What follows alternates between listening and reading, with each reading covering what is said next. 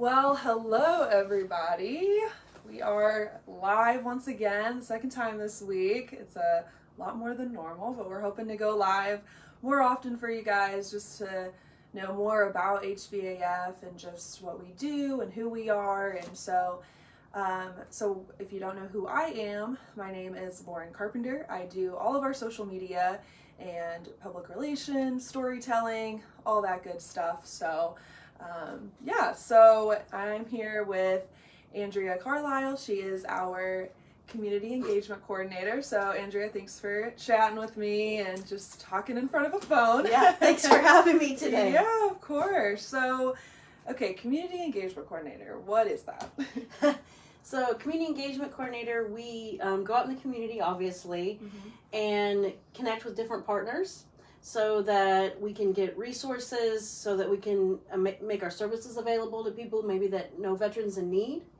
So we're just trying to connect with veteran service groups, with churches, with businesses, different clubs to help the veterans that we have here. Yeah, so why is it important for us to have a community engagement coordinator? Well, I think I'm kind of the face outside of here to let people know what we do, raise awareness about homelessness and the veterans that we serve. So there's all types of groups that may not know about us. And my job is to just make them aware of that, and also of the problem of homelessness itself with our veterans and how it affects our city and the surrounding counties, and what we do to help that. Yeah. So also, Andrea and I are in the same department, in the advancement or fundraising department. So I sometimes, hear the stories of when you go out and talk with these people, and sometimes they can be kind of shocked at, we are the largest nonprofit provider for veterans in the state. A lot of people don't know that. So what are maybe some other things that when you share with people that they just don't know, because maybe people who are watching right now don't know? Well, I think one thing that is they're surprised by maybe the number of people that we help. Last year we helped 1,329. So that's a large number. Yeah. Over 35,000 services. So I think that's one thing that they don't realize. They may not realize that we have employment services. They may not realize all the different things that we do. So this is, when I go out and speak to different groups, it's an opportunity to kind of educate them about that. And then if they have any questions, of course, I'm there to answer them. Yeah. So why do you want to work here at HVAF? Well, I knew about HVAF because I volunteered with the National Guard for many years, and it was kind of like a household name a little bit. But my husband is a disabled veteran, so and I have a background in business. So when this job came open, it was kind of merging my passion and my professional experience, and so I decided this would be a good opportunity to give back. My family has experienced some challenges ourselves, including a brief period of homelessness. So this was an opportunity to help others. Yeah, no, that's awesome. And so, we're grateful for your husband's service, and we're also thankful for yours, being a military wife. And so thank you for that sacrifice that you both made for us. So, with being a military wife, I guess I know too personally that you lived in Germany for 3 years, right? Yes. Yeah, and that's incredible. And so I know you did a lot of traveling. So what was your favorite travel story, favorite place you went when you were in Europe? So it would have to be when we went to Italy. Wow, went to Venice. Yeah. It's like a city like nowhere on earth. There's no cars. Everything's by boat. They even have police boats. Oh my gosh, yeah. But probably my neatest experience was I got to ride in a gondola. Okay. And the gondolier was named Marco, and he gave me a kiss on the cheek. So that was... Can't complain about that. That was kind of memorable. Yeah. And they do wear the striped shirts and the hat. And so I got to... They have St. Mark's Square. It's the famous square in Venice. And I saw someone steal ice cream. And some police officers chasing them. Yeah. I remember that. That was really interesting. But then they were playing the Godfather music. Yeah. And there was pigeons everywhere. It's what you would imagine. Yeah, it's exactly what you would imagine. It's very true. Yeah. And it was very memorable. And so, yeah, Venice was great, but obviously we traveled all over Germany, and it's a beautiful country, so there's a lot of memories there, too. Yeah, what was it like living in Germany for 3 years? It's like you go back in time. It's hard to explain, but every little town has castles. Like, it's not just the big castles that you know, like Neuschwanstein is the famous castle that Disney World copied Cinderella's castle after. Mm-hmm. But every little town has little castles, and also breweries. Oh yeah. Oh yeah.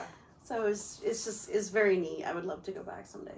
Yeah. Well, I know that Indiana might be a little different than Germany, but yeah.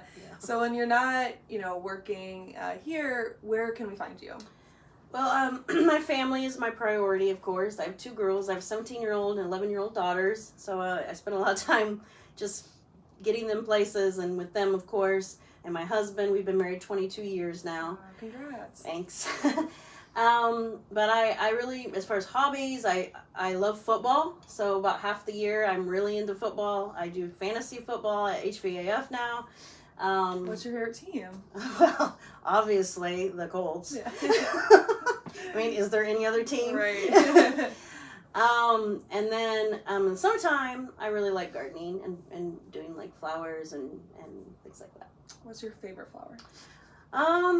Probably a rose, but they're more difficult to grow. But last year I got it. I got them up to like 3 feet. Nice. Yeah, so I had a rose garden. Oh, nice. And I just moved to Noblesville, so I'm hoping that I can create the same rose garden at my new home in Noblesville. Yeah. Do you just garden flowers, or do you also do vegetables? Or? I don't do vegetables, but now that I'm like in the country more, Mm-hmm. I would like to have a garden and maybe even start canning. Because Okay. that's how I grew up. My mom, she canned. I grew up on a farm, so it's kind of like full circle. Mm-hmm. Yeah. Oh, awesome. So you mentioned that you live in Noblesville now, and before you were in Anderson. So you make the drive to Indianapolis downtown every day, or most days. We also sometimes are remote, but so now you've been here for 9 months. 9 months. Okay. So what would you say then is your favorite part of downtown Indy so far?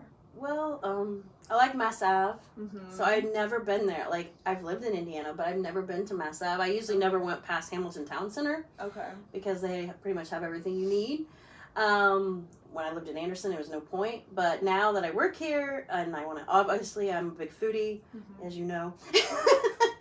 I love lunch, so I love to go to different restaurants in Mass Ave and try different things, and all the little like mom and pop places is nice, and and I think Indianapolis is a really beautiful city with all the monuments and things like that. With this job, I've gotten to experience the War Memorial and all kinds of different things. So I don't know. I think Indianapolis is pretty nice. Actually. Yeah, for except sure. for the parking.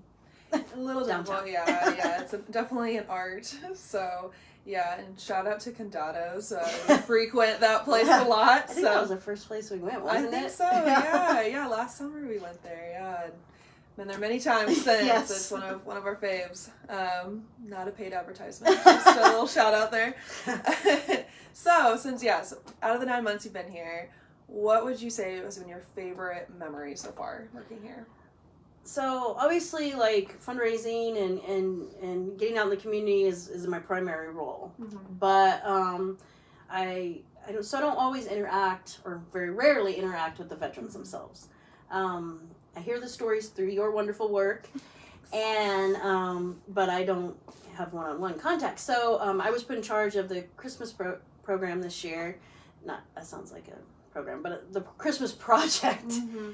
And that was where we adopt families, veterans' families. And so I asked if I could deliver gifts to one of the families. Usually it's the case manager, but I really wanted to have that experience. The case manager was busy anyway, so it worked out. I got to deliver presents to this mom and her children, and female veteran, and it was amazing. She was so appreciative. She was in tears. And they had nothing. They didn't even have a Christmas tree. Mm-hmm. So like next year, I'm already going to ask if they have a Christmas tree, because there's ways to get veterans Christmas trees if they don't have one. So that's kind of something I'm going to add in to the process, but it was very, very rewarding, and it helped me to understand how valuable it is what we do, and how important it is that I get that message out there. Mm-hmm.